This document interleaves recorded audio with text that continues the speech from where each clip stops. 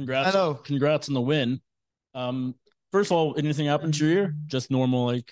Yeah, I think the doctor said I've just got a bit of a lesion, a bit of a cut. I can't feel it. I don't really know how or when that happened, but Gotcha. it's just minor. Cool. Obviously, big win for you tonight. Got the UD. How would you grade your performance? Do you know what? I would like rate part of my performance a good solid 8 or 9 out of 10. Other parts sloppy, but there's reasoning behind that. What is that reasoning? So I had a very strange and difficult fight camp. I suffered I actually went into the fight camp with a minor injury, which kind of exploded into a major injury, and I had to have the best part of 3 to 4 weeks completely off of training, where all I was doing every day was walking, swimming, and stretching for 4 weeks. That played with my mind. And part of me contemplated on pulling out. So as you probably noticed in the fight, I wasn't able to get back to my feet and I wasn't able to do much in the grappling exchange, and my wrestling defense was off.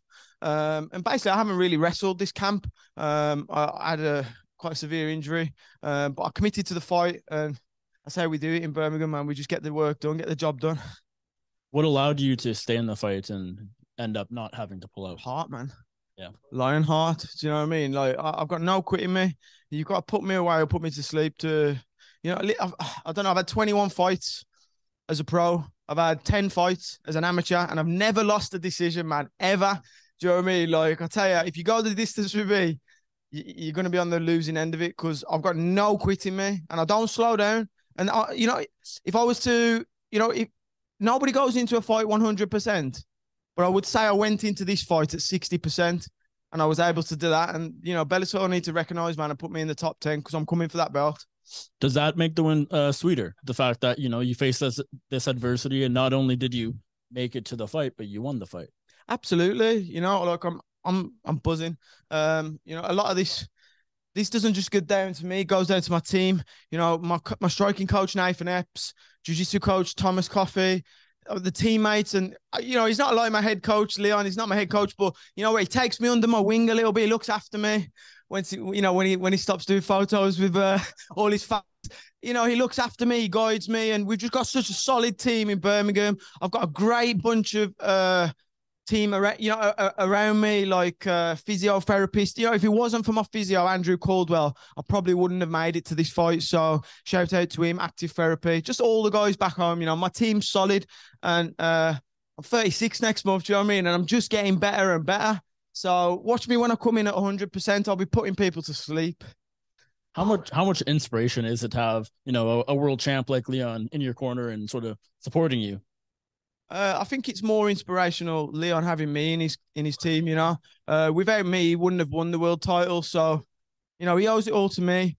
Headshot dead. That's what I do to everyone in the gym. And he copied me. He copied me. Do you know what I'm saying? Is this kind of like the opening for you guys for your team tonight with Fabian in the main event? I'm just warming up the crowd, man. Watch what Fabian Edwards does it tonight in the main event. Jeez, world titles everywhere.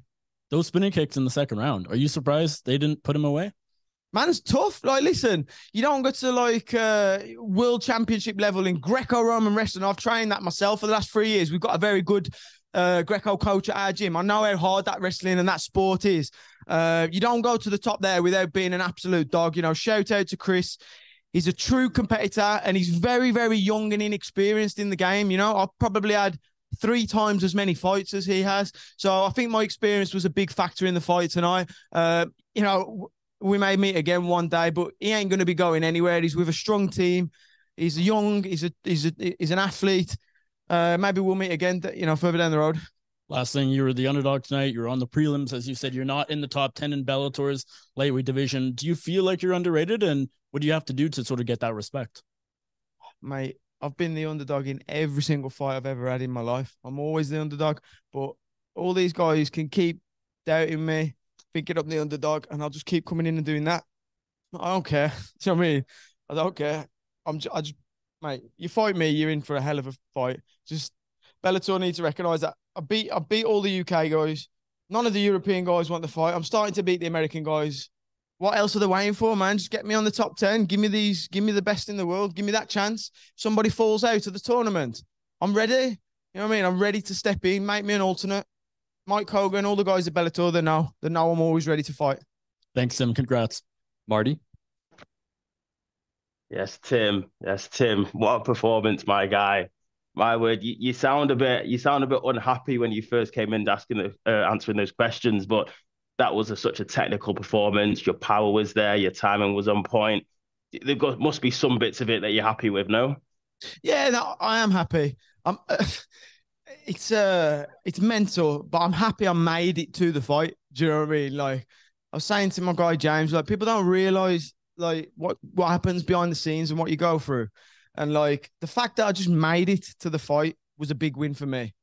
And I'm such a competitor, and I'm so, you know, like my son's 6 years old, and I race him to the top of the stairs, and I have to beat him. You know what I mean? I don't let him win. Like, I'm so competitive in all areas of my life. That like when I get in there, I make the switch, and I've got to win. And like I was a bit slow getting going tonight. I'm not gonna lie, like this injury I had played on my mind. It's there. It's a big black cloud at the back of your mind, and you're worried about it.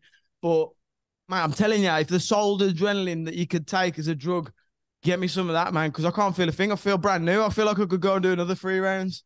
So no, I am happy. I'm happy that I got the win. I'm happy that I made it to the fight, and I'm happy with a lot of areas, a lot of aspects of the fight. But I am also, there's stuff to work on for sure. Jake?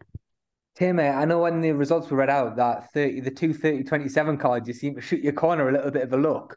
Was there any sort of worry there in your mind that you thought the judges might have went against you? What was going through your mind? You just seemed to shoot the corner a look when you heard 30:27. You just never know, do you? When it goes to the judges, you just never know.